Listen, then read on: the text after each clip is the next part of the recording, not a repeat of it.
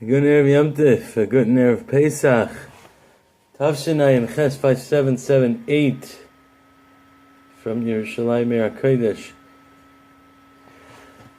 You know, it's that time of year again, and hopefully our houses are cleaned, and some of us already did our B'dikas Chametz. We've hopefully been preparing for the Seder. You see, the thing about the Seder is that the more you invest in it, the more time you put into it, the more energy you prepare, the more you'll connect with it, and the more you're going to enjoy it. It's just the way anything good in life works. In this discussion, we're not really going to talk so much about the Seder. We'll talk dab a little bit in the Seder, Tzis Mitzrayim in general. And we're going to try to go a little bit on the surface into what's going on and what the Yom Tif is really all about. You know, I just read an unbelievable letter written by Shiva Silver Springer, Baron Lopiansky, where he expressed the following point. He said, you know, there's been 132, maybe 133 or 135 fathers before us, depending on how old you are, what generation you are, that have passed on from the time of Yetzias Mitzrayim, from the time they left Mitzrayim until today, from father to son, passing over a story, a legacy, a Messiah that hasn't changed an iota between the 135 people that have been passing this down from generation to generation, no matter how hard it may have been, through crusades and Siberias and Nazi camps and all kinds of not such wonderful times in our history as a nation. And yet they worked so hard to give over this story at no matter what the cost, so that we can have it today and give it over to our children, the next generation, so they can give it over to theirs. You see, what is that message? What is the message? What exactly are we supposed to be giving over to our children on this unique opportunity that comes just once a year? You know, just today, my friend Nachi Gordon sent out a video to the subscribers of A Meaningful Minute. It's a short clip of Charlie Harari. Over there, Charlie expressed an unbelievable idea. He says, at Har Sinai, when Hashem introduced himself to us as a nation, for the very first time he says, I am Hashem who took you out of Mitzrayim. Understand? Hashem created the world. He created the Mitzrayim and he created the Mitzrayim. He created the Egyptians. And everything else for that matter. Why would Hashem limit himself when introducing himself to us as a nation? So Charlie answers that Hashem wanted to show us who he really is. See, if he would have introduced himself as the one who created the world, we might think he's too lofty, he's so high and holy to understand us. Hashem was saying, no, I'm the one who took you out of Mitzrayim. I'm involved in your life, in your every moment, and that no matter how bad things get, we're never alone. You know, we say every morning when we wake up, Moda'ani lefanecha. I'm thankful in front of you, Hashem. Melechai v'kayim. In front of the King who always lives forever. Shechazarta bi nishmasi, that you returned my soul to me, b'chemla, with compassion. Rabba emunasecha, great is your belief in me.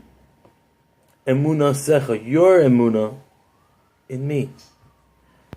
You know, we say the Paragon Tehillim, you know, for Shabbos, the Shir Shel Yom of Shabbos, Mizmor Shir Yom of Shabbos, we say in the very next pasuk, L'hagim ba'boker chazdecha, in the morning I talk about your chesed, David HaMelech says. In the morning we talk about the chesed of Hashem. You gave it to me b'chemla, with chesed. But at night, Rabba emunasecha, great is your emunah. You see, if Hashem did not think You see, every morning when we wake up, you know what it is? There's a very silent message that if we're tuned in, we may be able to hear. When we wake up in the morning, it's Hashem saying, I love you and I believe in you. I believe you have what it takes to do whatever you need to do today. Because if Hashem didn't think that we had the energy to do what we needed to do, He would not give us back our neshamas in the morning. Because the Torah works Divra Torah al Shema Asid, which is why a Ben Sarah Meir gets killed. Why? Because in the future, if Hashem did not think we had the energy to do what we needed to do today, He wouldn't have given us back our neshamas in the morning. But what we do see here is that at night is a time of emunah, it's a time of belief, which is perhaps why we have the Seder at night, and not in the morning after a good night's rest. It is to discuss Hashem's belief in us when He took us out of one of the darkest times in our history and took us as His own. See, friends, the message is simple: what to give our children. See, no matter what words you use, the entire theme of the Haggadah is to tell us about the love a father has for his son.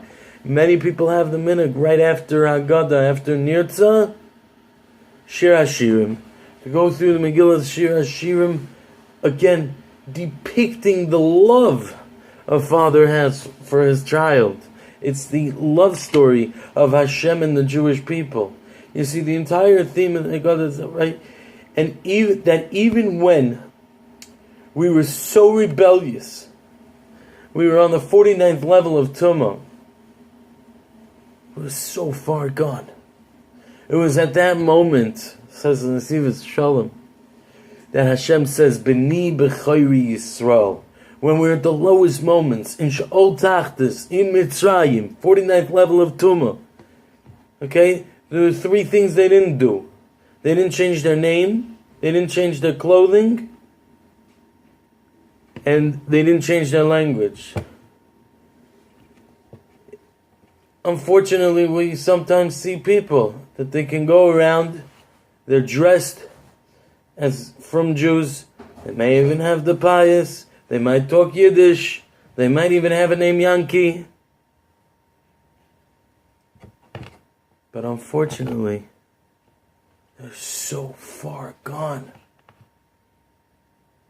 The lowest levels.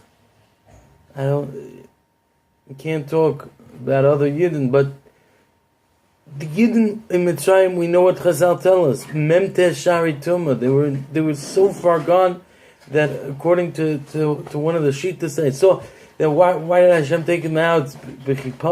He took him out in a hurry. Because Hashem was worried if we would have stayed there for just another moment, we'd be gone. And there would be no more. 50th level of Tumah, we would have hit a point of no return. Chas v'shalom. But it was at that moment that Hashem says to Moshe Rabbeinu, I need you to go down to Mitzrayim, to B'ni b'chayri Yisrael, to my beloved child, because no matter how far, right? Ben Melech, Afal Pisha Chata, Nishar Ben Melech. Even though we've sinned and we've gone so far, we're still princes and children of Hashem. You see, but when we do this, when we work on this emunah, baleilis, at night, at the Seder, the emunah that we need to believe in the fact that Hashem believes in us, and loves us, and takes care of us no matter how far, no matter what we've done. He loves us. And when we work on that, you understand, we'll be setting ourselves free. Because when you reach the moment, when you get to that point, when you realize that Hashem is taking care of me and He loves me, and He's infatuated with me, you set yourself free. Because there's no reason for any of this emotional stress. Because why am I in this situation? No, I'm in this situation, the situation I am, in the specific circumstances, the deck of cards that I've been dealt. It's not random. It's Hashem dealing these specific cards to me because He knows that I can play the hand. He knows that I can take the cards that He gave me and win the game. Because He believes in me. And He knows that I'm capable. Because if He didn't believe in me, He wouldn't have allowed me to wake up this morning. And when we live with that, we'll see that our lives are so much simpler, so much less anxiety, so much less stress. You know, the reason why we have so much stress is because there's so much self-doubt, so much self-confidence issues. We don't believe in ourselves. But that's okay. We don't have to believe in ourselves. But we have to believe that Hashem believes in us. That's the starting point. When we can believe that Hashem believes in us, no matter how far we've gone. And we talk about the Seder and all the Nisim that happened, and the Kriyas Yamsuf, and the Malkus, and the Kriyas, and Ilu Hatziyonu, Dayenu, it would have been enough, right? But no, Hashem says, no. You're saying Dayenu. Hashem's saying, no, it wouldn't have been enough. If I would have brought you, I didn't give you a Torah, what kind of tease is that? It wouldn't have been enough, Hashem says. Because Hashem loves us, and wants to give us, and wants to take care of us, and He does take care of us. And the minute we realize that, we'll be setting ourselves freer than we could have ever possibly imagined. There's still a few hours left. We hope to see you all, Meretz Hashem, about 2 miles over, Beis HaMikdash, tomorrow, Carbon Pesach. Love you all. Have a Heilig Azisa Shabbos, a good Yom Tiv. And I beg you, please look over the Haggadah, invest some time in it, and try to figure out the most beautiful messages you can pass on at your Seder table. As always, any questions, comments, or feedback, you can leave them in the comment section below.